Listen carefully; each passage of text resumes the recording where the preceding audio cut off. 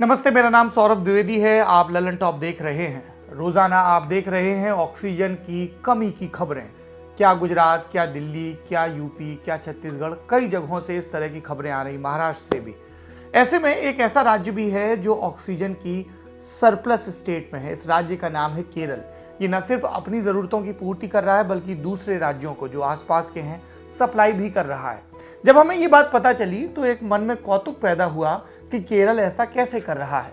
फिर पता चला कि वहाँ की जो सरकारें हैं वो राज्य और केंद्र के जो PSUs हैं, पब्लिक सेक्टर यूनिट की कंपनियां, राज्य द्वारा संचालित और केंद्र द्वारा, उनके जरिए ऑक्सीजन का प्रोडक्शन कर रहा है और मदद कर रहा है। फिर हमें लगा कि देश में कई PSUs हैं, क्या वो भी इस तरह का काम कर रहे हैं। और फिर हमने बनाई एक सूची ताकि आपको पता चले कि देश की ये जो PSUs हैं, ये जो कंपनियां हैं सरकारी सह स्वामित्व वाली, ये किस तरह से इस मुश्किल के वक्त में हमारी और आपकी मदद कर रही हैं। इस मदद की जानकारी देने से पहले कुछ आपको बेसिक आंकड़े बता देते हैं।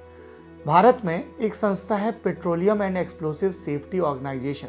इसका काम है पूरे देश में ऑक्सीजन और इन सब चीज़ों की मॉनिटरिंग करना, दूसरी चीज़ों की। इसके जो लक्षद्वीप और केरल के मेडिकल ऑक्सीजन मॉनिटरिंग नोडल अफसर हैं R वेणुगोपाल, उनसे हमने बात की कि केरल ये कैसे कर पा रहा है। तो उन्होंने जानकारी दी कि केरल के ऑक्सीजन प्लांट 199 मीट्रिक टन तक मेडिकल ऑक्सीजन का उत्पादन करते हैं। केरल का अपना कंजम्पशन है 89.75 मीट्रिक टन मेडिकल ऑक्सीजन का, तो उनकी पूर्ति उससे हो जाती है और फिर दूसरे राज्यों को मिल जाता है। अब केरल के लिए उत्पादन कौन करता है? पहला जो नाम सामने आया वो है INOX air products private limited. नाम से ही स्पष्ट है, प्राइवेट कंपनी है। लेकिन इसके अलावा केरला मिनरल्स एंड मेटल्स और BPCL जैसी सरकारी कंपनियां भी हैं जो ऑक्सीजन की सप्लाई कर रही हैं। तो अब बात करते हैं उन PSUs की जो ये बढ़िया काम कर रही हैं। केरल के कंटेक्स्ट से हम इन तक पहुंचे। PSU, ये शब्द बार बार आ रहा है मेरे बोलने में, ये क्या है?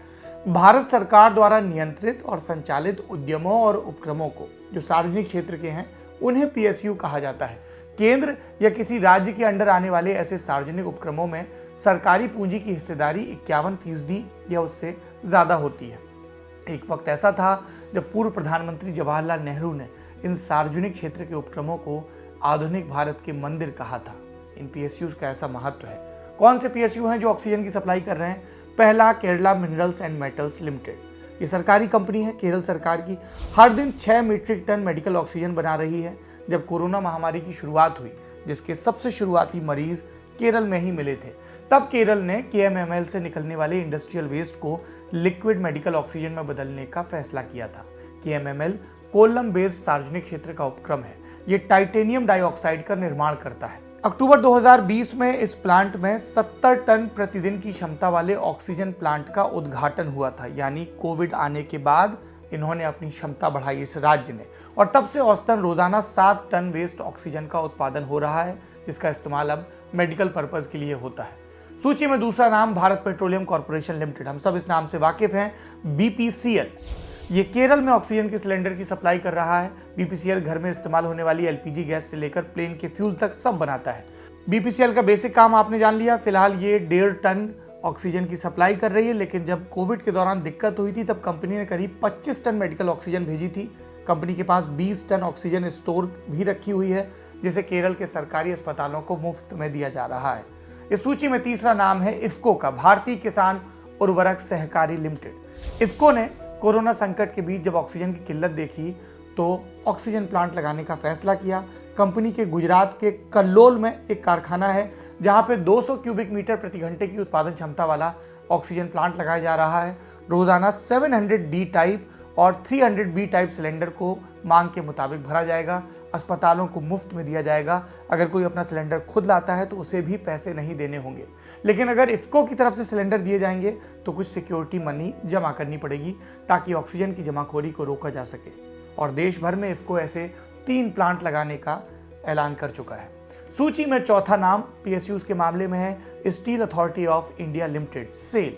देश की सबसे बड़ी स्टील निर्माता company steel authority of India PSU है। ये भी ऑक्सीजन की सप्लाई कर रही है। अब तक 35,000 टन ऑक्सीजन की सप्लाई कर चुकी है। कंपनी का कहना है कि इस ऑक्सीजन का इस्तेमाल कोरोना से जूझ रहे इलाज के लिए हुआ। ये सप्लाई झारखंड के बोकारो, छत्तीसगढ़ के भिलाई, ओडिशा के राउरकेला, पश्चिम बंगाल के दुर्गापुर और बुरनपुर के स्टील प्लांट से की गई है।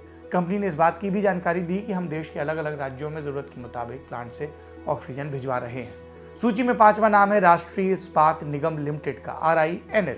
सरकारी क्षेत्र का उपक्रम है।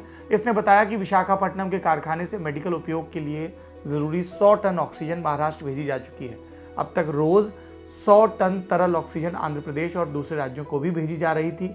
एक सप्ताह के अंदर कंपनी ने इलाज के काम के लिए करीब 800 टन ऑक्सीजन की आपूर्ति की। कंपनी प्रवक्ता के मुताबिक हम मांग आने पर प्रतिदिन 100 से 150 टन ऑक्सीजन की आपूर्ति कर सकते हैं। 6वां नाम इस सूची में भारत हेवी इलेक्ट्रिकल्स लिमिटेड, भेल का। ये भोपाल में 20 अप्रैल तक 5000 क्यूबिक मीटर ऑक्सीजन की सप्लाई कर चुकी है। फिर प्रशासन ने जब ऑक्सीजन का संकट देखा तो खुद ही ऑक्सीजन अस्पतालों को उपलब्ध कराने का फैसला किया। भेल ने कहा कि हम एक अस्पताल को 10 से ज़्यादा सिलेंडर नहीं दे सकते और उम्मीद करते हैं कि बाकी जगहों से भी अस्पताल पूर्ति करेंगे। ऑक्सीजन की कमी की खबरों के बीच भोपाल में इसके प्लांट के बाहर भी लंबी लाइन देखने को मिली थी। भेल के भोपाल प्लांट में एक दिन में करीब 600 सिलेंडर की आपूर्ति हो रही है।